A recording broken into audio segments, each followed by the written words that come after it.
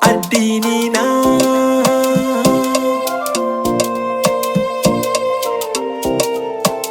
Ina son musulunci, ina kishin addini na. Da ni da iyalina mun gode maka Allah sarki. Ina son musulunci, ina kishin addini na. Da ni da iyalina mun gode maka Allah sarki.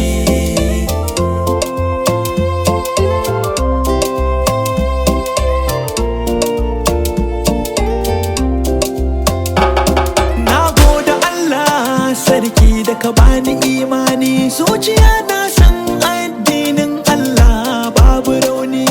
Komai zan yi a yanzu addini na zan yi nuni. Allah na gode maka sarki na rabbani. Mata na ƙasa ta kusan ya hijabi shine birni. Ga matata wacce nake so ta bi ni. Allah ne abun godiya, shine sarkin duniya. Rabona ne ya rantse sai na samu babu mamaki. Ina son musulunci, ina kishin addini na. Da ni da iyalina mun gode maka Allah sarki. Ina son musulunci, ina kishin addini na.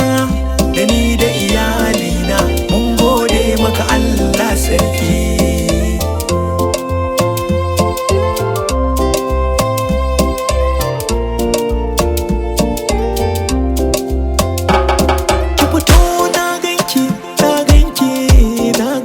Sai na aika gida kiranki, gida kiranki.